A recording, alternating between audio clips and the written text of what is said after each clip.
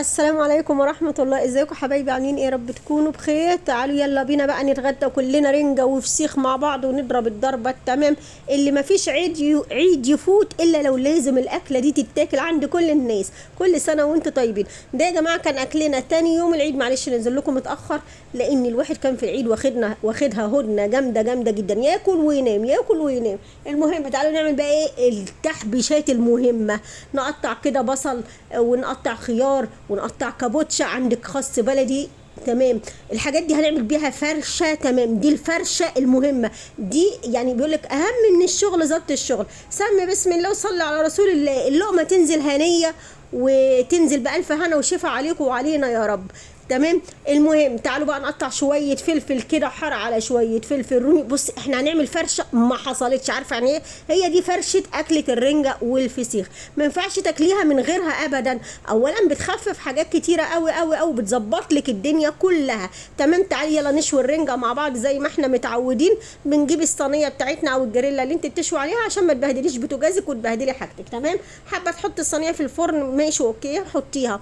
هتشوي فوق على البوتاجاز، تمام. ممكن تعملها بالميه السخنه، تمام. المهم الطريقه اللي تريحك بحيث ان انت ما تبهدليش الدنيا.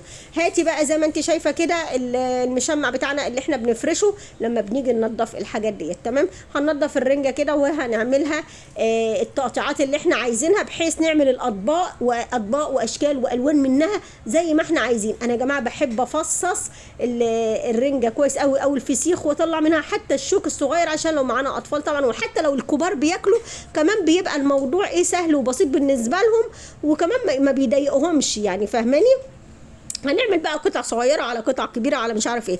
اول طبق هنعمله كده زي ما انت شايفه، اديته هرسه بسيطه كده، وهنحط عليه شويه فلفل الوان، شويه فلفل حار، على شويه بصل، على قطعتين من الفلفل الرومي، ومعلقتين من الطحينه كده. وده كان اول طبق بالنسبه لنا، تمام. اسهل ما يكون. تعالي بقى ظبطيه كده من على الوش كده، اديله شكل حلو، خصيتين على حته بصله بيضه على حته فلفلايه، بصي خيارايه. بصي اهم من الاكل ضبط الاكل، او اهم من الشغل ضبط الشغل، تمام. تعالي نعمل بقى ايه الطبق التاني. نعمل فرشه كده حلوه من الخس بتاعنا، ونحط عليه الرنجه اللي هي ايه زي ما هي فصوص كبيره كده زي ما هي، بحيث لو حد حابب ياكلها كده. وبنعصر ليمون طبعا، وبنحط الطحينه وبنظبط الدنيا.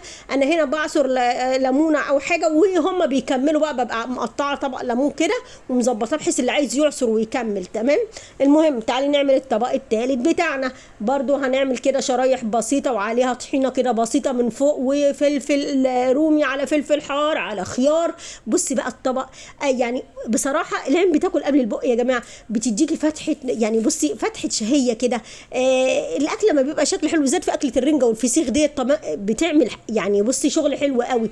طول ما انت بتظبطيها كده وبتروقيها بتفتح نفسك، لأن دي أكلة بتاعت العيد، ماشي. ادي المهم طبق البصل بتاعنا وحواليه طبق شويه خس وخيار كده، وظبطي الطبق. الحاجات دي يا جماعه بتخفف من اكله من حدوقيه الحاجه. طبعا احنا ما جبناش حدقه قوي، ولكن برضو لازم خس وخيار وحاجات من دي وبصل طبعا، ماشي. دي البسارية اللي احنا كنا مخللينها مع بعض اهي زي ما انتم شايفينها كده، طالعه سليمه وجميله وعسل. مش عايزه اقول لكم طعمها عامل ازاي يا جماعه. عايزه اقول لكم انا طبعا شغاله بايدي، وهتقولوا لي يا منى شغاله بايدك ومفيش جلابز ومفيش، ده البيتي. انا لما بنضف لحد وعارفه ان حد هياكل منه حد من بره يا جماعه ببقى لابسه الجلابز، انما انا هنا في بيتي وبنعمل لنا. دي كان غدانا احنا، ماشي. ادي عصرنا الليمونه على البسارية وحطينا لها ليمون شرايح وحطينا لها بصل وظبطناها اهي زي ما انت شايفه.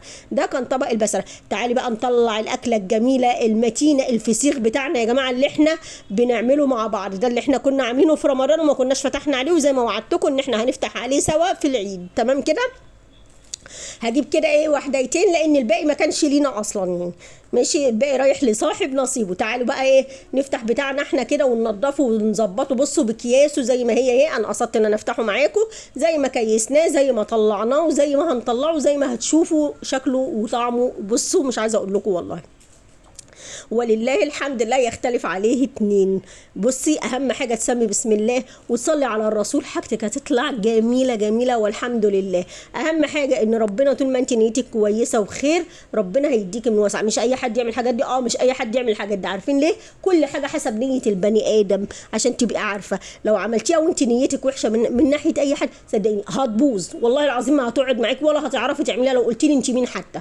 ماشي. المهم الزعانف اللي احنا بنقطعها دي يا جماعه بالمقص، يعني دي لازم تقصيها في الاول بحيث ما تعوركيش، لان تعورتها يا جماعه جامده جدا جدا جدا لا قدر الله. بصي هتعمل لك مشكله جامده. فقبل اي حاجه تقومي ايه قصاها كده ومش مخليها فيها الشوك اللي بره ده، لان ده هي اللي بتدافع السمكه بيه عن نفسها في الميه يعني، فبتبقى شوكتها جامده جدا. تعالي بقى بصي منظر الفسيخ بتاعنا محمر وجميل ازاي، لونه بينك وعسل وطعمه بقى مش عايزه اقول لك. بصي تعالي هوريكي بقى لما يطلع في الاخر. بصي السمكيه بتطلع معاكي ازاي، بسم الله ما شاء الله، الله اكبر، مستويه وجميله وحاجه كده عظمه بجد، عظمه على عظمه يا منى. وادي اهي بصي الجلده بتاع السمكه ديت خرجناها فاضيه خالص. بنقطع الراس زي ما انت شايفه كده، نعمل واحده كمان اهو.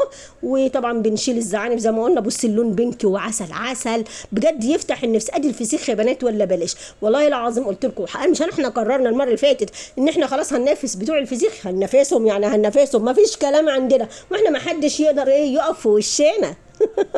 كل سنه وانتم طيبين يا رب. والاكله ديت بصوا عامله، بصي انا بوريكي بس منظر السمكيه من جوه عامل ازاي، بتضمني فعلا نظافتها، بتضمني ان هي مستويه. بصي حاجات كتيره قوي تاكلوها يا رب بالف هنا وشفا. وكل اللي ده الفسيخ بتاعنا الحمد لله شكر فيه ومفيش كلام، وانا ده متاكده منه. الحمد لله الحمد لله يا رب والشكر لله.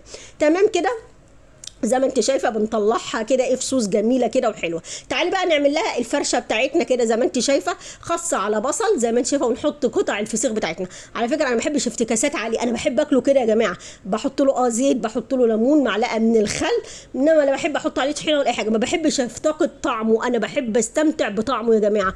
تحفه تحفه تحفه، الله اكبر. صلي على النبي كده وبصي خشي بقلب جامد ما تقوليش لا.